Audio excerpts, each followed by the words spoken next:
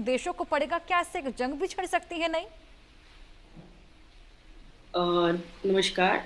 और डेफिनेटली देखिए, मुस्लिम जो देश हैं उनमें चीज़ों को लेकर पहले से ही कहीं न कहीं विरोध निकल कर आता है। लेकिन जब उनके इस रिलीजन पर कोई बात आती है, उसको लेके 2 अलग-अलग थड़े अलग-अलग हो जाते हैं। ऐसी स्थिति को देखकर डेफ़िनेटली हुतियों का जो आक्रमण लगातार इसे आक्रमण कहें या फिर हम कह सकते हैं कि ना जानकारी में कोई चीज़ हुआ है, क्योंकि उन्होंने अभी तक उसकी ज़िम्मेदारी अभी तक ली नहीं है। तो हम इस स्थिति को कह सकते हैं कि 2 देशों में कहीं न कहीं विरोध तो उत्पन्न होगा ही होगा। लगातार ये पहले से भी ऐसा होता चला आ रहा है।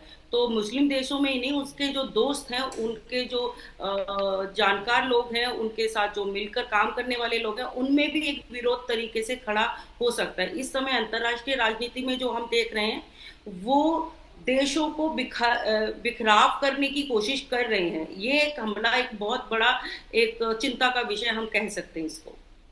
बिल्कुल, वाकई ये चिंता का विषय है। इसी बीच एक बयान भी निकलकर सामने आया है हूतियों की ओर से कि हमने लोगों को निशाना नहीं बनाया, उसकी बजाय होली प्लेसेस को निशाना बनाया। ये किस तरीके का क्लैरिफिकेशन? ये बेसिकली वो हो सकता है कि हम इसे एक स्पेस दे दें कि शायद उन्होंने कहीं और अटैक किया, अनजाने में वहां पर कुछ मतलब लग गया, आ गया। पर ये उनके पहले कार्यों को देखकर लगता है कि वो सिर्फ जिम्मेदारी ले नहीं रहे हैं, पर हुआ कहीं ना कहीं वहां से ही है। कुल चंद्रकांता जी, और क्या लगता है आगे इसको लेकर क्या कुछ रिएक्शन? मुश्किलें तो खड़ी हो सकती हैं, डेफिनेटली मुश्किलें खड़ी होगी। और ये जो इजराइल का जो अभी कुछ डिसीजंस रहे हैं और अन्य देशों के साथ जो संपर्क संबंध स्थापित हो रहे हैं, इंडिया का भी जो रिलेशन है इजराइल के साथ अच्छे हो रहे हैं, तो उससे भी लेकर हुती अपने आप में चिंताग्रस्त हैं। और ये अटैक करके अपनी उपस्थिति को दर्ज कराने की कोशिश कर रहे हैं कि हम भी उपस्थित हैं और हमें नजरअंदाज ना किया जाए। हालांकि आगे चल के क्या कुछ एक्शन इस पर देखने को मिलेगा, ये वाकई अभी बेहद बड़ा सवाल। लेकिन ये मिसाइल अटैक दागा गया है। हाँ, हालांकि चंद्रकांता जी, यहाँ पर गनीमत रही कि जो एयर डिफेंस सिस्टम था उन्होंने समय रहते हुए इसको हिट करने से पहले ही ध्वस्त कर दिया, नहीं तो वाकई बेहद बड़ा हादसा भी देखिए यहाँ पर पेश इजराइल आता। इजराइल अपनी सुरक्षा के लिए पूरे विश्व में मतलब मशहूर है। ये आप अच्छी तरह जानते हैं कि इजराइल की जो सुरक्षा पट्टी है वो कितने स्ट्रांगली पूरे वर्ल्ड में एग्जिस्ट करती है। तो वो तो था ही, लेकिन ये जरा जरा सा बचना ही अन्य जो देश है, मुस्लिम जो देश है, इस्लामिक जो देश है, वहां पे उनके रिलीजन को प्रभावित करने का, रसी और सुन्नी के बीच के विरोध को भी दर्शाने की कोशिश कर रहा है। और हूती हूती नहीं चाहेगा कि वो उनके भी निशाने पर आए, पर लगातार वो इस तरीके की हरकतें करने से वो बाज नहीं आ रहा है, ये तो भी देखने को मिलता है। और अंतर्राष्ट्रीय राजनीति में भी इसका गहरा प्रभाव देखने को मिलेगा, क्योंकि ये एक अटैक मामूली सा अटैक के रूप में नहीं देख सकते हैं, इसको कहीं ना कहीं चेतावनी के रूप में भी देख सकते हैं कि वो बताना चाह रहे हैं कि मदीना जैसे स्थान पर हम अटैक कर सकते हैं। मदीना भी हमारी पहुंच से दूर नहीं है। हमारा धर्म हमारी भावनाओं से जुड़ा हुआ होता है, और यदि हमारी श्रद्धा, हमारी आस्था पर अटैक होता है, तो संभवतः उसको नजरअंदाज नहीं किया जा सकता। बिल्कुल चंद्रकांता जी, आपके पास मैं वापस लौटूंगी। हमारे साथ मेजर मोहम्मद अली शाह भी जुड़ गए हैं, रक्षा विशेषज्ञ हैं। बहुत स्वागत है सर आपका। बिल्कुल मोहम्मद अली शाह जी, क्या आपको ये भी नहीं लगता कि आगे चल के जो एकता है उस पर असर देखने को मिलेगा, उसको नुकसान पहुंचेगा? क्योंकि कुछ ना कुछ बातें ये भी निकलकर सामने आ रही हैं कि जंगी हालात भी पैदा हो सकते हैं। जी, आपकी बात बिल्कुल सही है। देखिए, अब जो ओआईसी है या तो हम बोले तो मुस्लिम मुल्क हैं, गल्फ के राष्ट्र हैं, ये एक ही पेज पे नहीं है। इनमें भी बहुत सी डिविजन्स हैं। कोई कुछ बोल रहा है तो अलग से कुछ बोल रहे हैं। अब तो फिर आपको क्या लगता है मोहम्मद अली शाह जी, क्या मकसद रहा इस हमले का? अगर होली प्लेस पर यह हमला करने की कोशिश नहीं थी तो इसके पीछे क्या मंशा, और असल में कहाँ किया गया था यह हमला? नहीं नहीं, होली प्लेस पे नहीं था। मुझे लगता है कि ये हौती रेबल्स ने यमन से दागे मिसाइल इसराइल की ओर, ये एयर स्पेस इस्तेमाल हुआ सऊदी अरेबिया का। सऊदी अरेबिया ने पहले ही बोल दिया था कि हमारी एयर स्पेस इस्तेमाल नहीं होगी इसराइल पे हमले पे। और सऊदी अरेबिया ने देखा कि उनके ऊपर से मिसाइल जा रहा है, उन्होंने वहीं पे रोका। और जब ये रोका तो ये मिसाइल आकर गिरा मदीना में, जो कि सऊदी अरेबिया के अंदर गिरा। इत्तेफाक की बात है, वो आके गिरा मदीना में। तो डेलिब्रेट हमला इसको मैं नहीं मान रहा हूँ, इसको मैं देख रहा हूँ कि ये एक्सीडेंटल, ये मतलब ये रुका और जो धमाका सुनाई दिया वो रोकने का धमाका था, ऐसा मेरे को सुनने में आया है।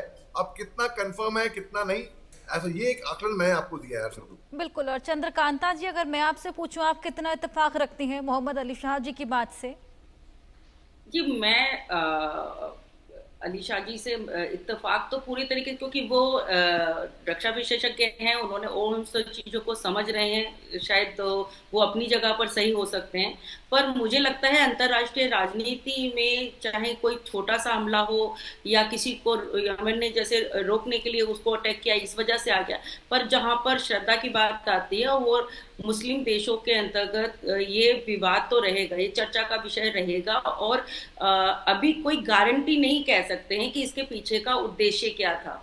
अभी वो सिर्फ एक्सेप्ट ना करना और इसे अनजाने में हो गया, गलती से हो गया, ऐसे बहुत सारी घटनाएं होती रहती हैं और मतलब रक्षा के संदर्भ में। लेकिन मुझे लगता है इसका प्रभाव तो जरूर इंटरनल हो रहा है और इस पर चर्चा भी और पर चर्चा तो लगातार चल रही है। मुस्लिम देशों के बीच में जो आपसी तनाव बना हो वो भी एक नहीं है, एक पेज पर नहीं है, आई एग्री विद दैट।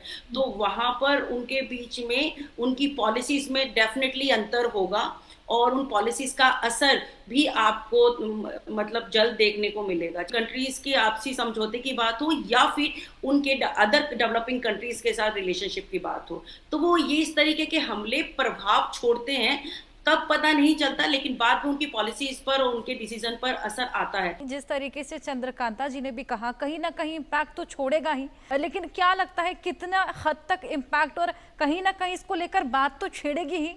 जी, चंद्रकांता जी ने बिल्कुल सही फरमाया है। देखिए, चर्चा का विषय बिल्कुल बनेगा 100%, क्योंकि आम बात नहीं है, मदीना मस्जिद के ऊपर से ऐसा धमाका सुनाई दिया है। बिल्कुल, वाकई ये अभी फिलहाल देखना पड़ेगा कि वाकई अगर ये अटैक हुआ है तो क्या कुछ इम्पैक्ट इसका देखने को मिलता है और नियर फ्यूचर में कितनी तलखियां यहाँ पर देखने को मिलेंगी। लेकिन अगर बात हम सुरक्षा के लिहाज से करें तो क्या लगता है चंद्रकांता जी, अब आगे होली प्लेसेस को प्रोटेक्ट करने के लिए तो कुछ ना कुछ इम्प्लाई किया जाएगा? नहीं, डेफिनेटली ऐसे जो अटैक हैं उनको ध्यान में रखकर प्रोटेक्शन तो ऑलरेडी इजराइल अपने आप में पूरे वर्ल्ड को सुरक्षा देने की बात करता है, उसकी सुरक्षा को पर कोई संदेह नहीं किया जा सकता, नो डाउट। जो प्रत्यक्ष और अप्रत्यक्ष रूप से इजराइल इस मामले में काफी आगे है, तो इस पर वो संज्ञान जरूर लेगा और इस पर जो चीजें अभी घटित हो रही हैं और संभावनाएं जो हो सकती हैं उसको लेकर वो उसको अपडेट करने की कोशिश करेगा। और डेफिनेटली उन्होंने ढूंढ भी लिया होगा, शायद हमें पता है अभी नहीं चल पा रहा है, उन्होंने ढूंढ भी लिया होगा कि ये इस चीज के पीछे कौन है, और ये बहुत जल्दी हम सबके सामने आ जाएगा, 2-4 दिन में ही शायद सामने आ जाए, अभी हमें नहीं पता चल पा रहा है। लेकिन इसका असर डेफिनेटली बहुत बुरा होने वाला है अगर वास्तव में मदीना पर ये अटैक किया गया है, तो अगर जिम्मेदारी आती है तो उसका प्रभाव मतलब यूपीओ को, यमन को, सबको देखना पड़ेगा और बाकी देशों पर भी इसका रिलेशनशिप पर और फॉरेन पॉलिसी पर प्रभाव पड़ेगा। क्या वाकई ऐसा है कि यमन का युद्ध है या कहीं ना कहीं ये ईरान और सऊदी की एक तरीके से प्रॉक्सी वॉर टाइप का बन गया है? एक तरीके से प्रॉक्सी वॉर भी है और यमन का भी युद्ध है, क्योंकि दोनों मैं मानता हूँ दोनों का हिस्सा है इसमें, बराबर का है। बिल्कुल चंद्रकांता जी, यहाँ पर एक बेहद बड़ा कंसर्न जो और रेज होता है वो ये कि अब देशों के पास तो ड्रोन्स और मिसाइल्स थे ही हमले के लिए, लेकिन गैर राज्य समूह जो हैं जैसे कि मिलिशिया, इनके पास भी अब इतने इजीली हथियार, घातक हथियार मिलने लगे हैं कि इस तरह के हमले अब कहीं ना कहीं बढ़ने चले हैं, तनाव बढ़ने चला है जिसके चलते। देखिए, डेफिनेटली ये इस समय हम जिस दौर में गुजर रहे हैं, हम ये नहीं कह सकते कि कौन किसके पास हथियार नहीं है और एआई के टाइम में और इतनी टेक्नोलॉजी प्राउड हो रही है, तो उस स्थिति के अंतर्गत अब बहुत ही अपने आप को समेटने की ज़रूरत है। और मुझे लगता है कि अंतर्राष्ट्रीय राजनीति में इस तरीके के हमले, छुटपुट हमले होते हुए से नजर आएंगे, दूसरे को कहीं ना कहीं प्रवोक करने वाले रहेंगे। और ये स्थिति अंतर्राष्ट्रीय राजनीति में बन रही है, कभी कहीं पर इस तरीके के अटैक आ रहे हैं। और ज्यादातर आप देखेंगे जो टारगेट रहेगा वो मंदिर, मस्जिद, इस तरीके के जो भी स्थिति है, वहां पर लोगों को प्रभाव, उनका जो श्रद्धा है वो वहां से प्रभावित होती है। तो ये अभी जैसे उन्होंने कहा कि जिम्मेदारी नहीं ली है, और शायद ना भी लें, पर जिम्मेदारी ना लेने से समस्या का समाधान नहीं है कि हाँ वो छुप जाएंगे। जानकारी हो चुकी है, इजराइल को पता चल चुका है, और मुस्लिम जो कंट्री हैं वो आपस में इस नए आक्रमण के लिए कहे या चाहे वो अलग तरीके से अपने आप को कैसे प्रस्तुत करेंगे, उसके लिए वो तैयार है। तो ये रिलेशनशिप पे बहुत प्रभाव डालने वाला है। ये जो न्यूक्लियर अटैक्स होने की जो संभावनाएं बन रही हैं, ये छोटे छोटे नहीं है, ये बड़े भी हो सकते हैं। लगातार आप यूक्रेन का देख सकते हैं, अमेरिका यूक्रेन के बीच का विवाद देख सकते हैं। वो एक बहुत बड़ा, पूरे विश्व के लिए बहुत ज्यादा खतरनाक स्थिति उत्पन्न अभी भी चल रही है। तो ये इस तरीके के अटैक एक नया तनाव प्रस्तुत करते हैं। ऐसा मेरा मानना है कि एक नए तरीके का तनाव रहेगा, और श्रद्धा से जोड़कर जो भी अगर हमले हो रहे हैं, वैसे अगर फ्रंट पर कहीं होते हैं तो उसको एक बार नजरअंदाज किया भी जा सकता है, गलती से हो गया। लेकिन इस तरीके के हमले, टारगेटेड प्लेस पर हमला होना बहुत चिंता का विषय है। बिल्कुल चंद्रकांता जी और मोहम्मद अली शाह जी, हालांकि अब ये साफ हो जाएगा कुछ ही दिनों बाद कि वाकई इंटेंशनल टारगेटेड हमला था या फिर इसके पीछे मकसद कुछ और, ये देखने वाली बात। लेकिन बहुत शुक्रिया आप दोनों का।